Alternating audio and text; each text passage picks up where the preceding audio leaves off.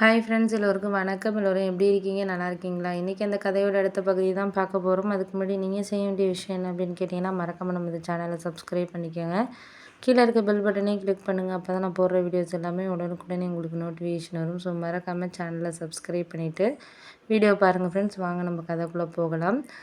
ஒரு சில விஷயத்த நம்ம சாட்டிஸ்ஃபைட் பண்ணுறதுக்காக இருக்கட்டும், எதுக்காக இருந்தாலுமே நம்மளுக்கு அது கரெக்டான ஒரு வேல நம்மளுக்கு இருக்கிறதுக்கான இதுங்கிறது, நம்ம ஒரு விஷயத்த இது பண்ணால் மட்டும்தான் அது கரெக்டான இதாக இருக்கும் அப்படிங்கிற மாதிரி நான் யோசித்தேன்.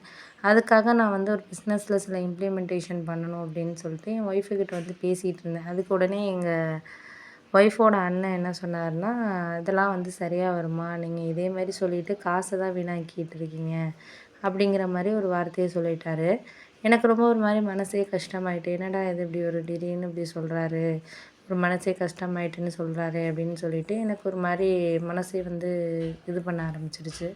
இருந்தாலும் நம்ம அந்த நேரத்தில் இதையும் நம்ம காட்டிக்க கூடாது. ஏன்னா ஒய்ஃபோட அண்ணங்கிறதுனால அவரும் கொஞ்சம் காசெல்லாம் கொடுத்து ஹெல்ப் பண்ணியிருக்காரு. ஏன்னா அவரே நம்ம டக்குன்னு இது பண்ணிக்கிட்டு இருக்கீங்க அப்படி இப்படின்ட்டு நம்ம எதுவும் சொல்லிட முடியாதுங்கிறதுனால, வேறு வழி இல்லாதனால அப்படியே நான் சமாளித்து போயிட்டுருந்தேன்.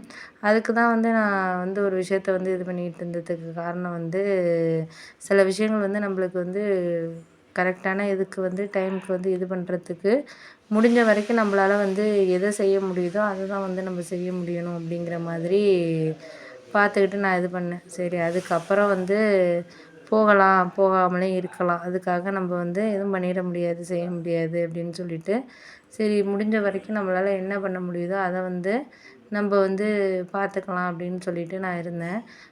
அதுக்கு அடுத்த நாள் எனக்கு கொஞ்சம் கொஞ்சம் புரிய ஆரம்பிச்சிச்சு. சரி, இது இதுக்கான இது கிடையாது.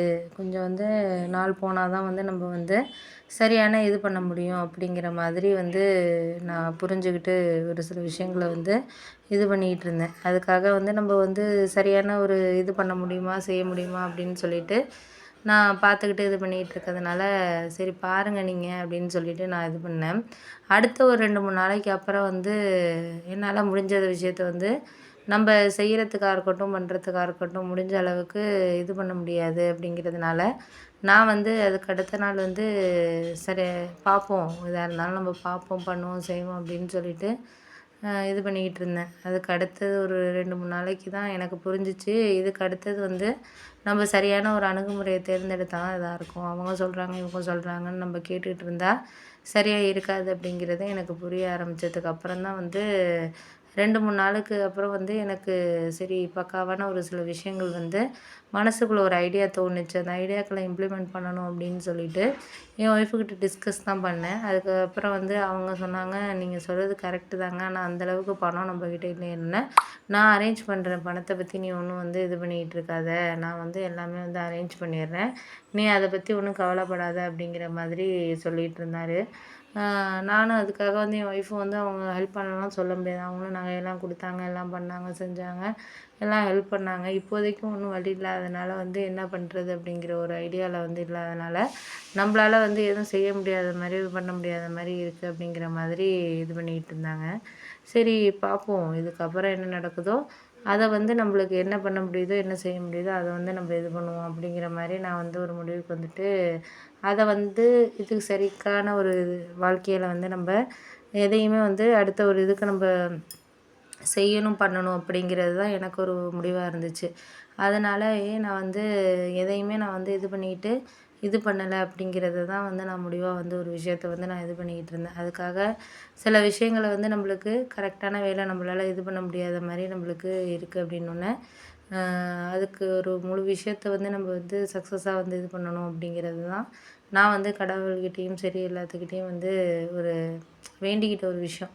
ஏன்னா நம்ம ஒரு ஐடியாவை இம்ப்ளிமெண்ட் பண்ணுறோம் அப்படின்னா, அதுக்கு யாருமே நமக்கு துணையா இல்லை அப்படிங்கிறப்போ, நம்மளுக்கு கடவுளுங்கிற ஒரு விஷயம் மட்டும்தான் நம்மளுக்கு கரெக்டான வேலை நம்ம இது பண்ணிக்கிட்டு இருக்கணும் அப்படிங்கிற மாதிரியான ஒரு சில விஷயங்கள தான் இது பண்ண வேண்டியது அப்படிங்கிற மாதிரி இருந்துச்சு அப்படின்னோன்னே, ஆமாமா அதுதான் ஒரு விஷயங்கள் தான் நான் ஒரு முடிவாக இது பண்ணிக்கிட்டு இருக்க விஷயம் அப்படிங்கிற மாதிரி இது பண்ணேன்.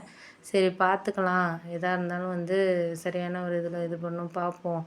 எதுக்கா இருந்தாலும் அந்தந்த வேலை அது அது நடக்கிறதுக்கான பயன்கிறது நம்மளுக்கு முயற்சி பண்ணுவோம் அப்படிங்கிற மாதிரி நான் வந்து இது பண்ணிகிட்டு இருந்தேன். அதுக்காக ஒரு சில விஷயங்கள வந்து நம்ம அடுத்த ஒரு இதுக்காக வந்து நம்ம கொண்டுட்டு போகிறதுக்கா இருக்கட்டும், செய்கிறதுக்கா இருக்கட்டும், என்ன இதாவோ அத நம்ம வந்து பார்த்துக்கணும் அப்படிங்கிற மாரி இது பண்ணேன்.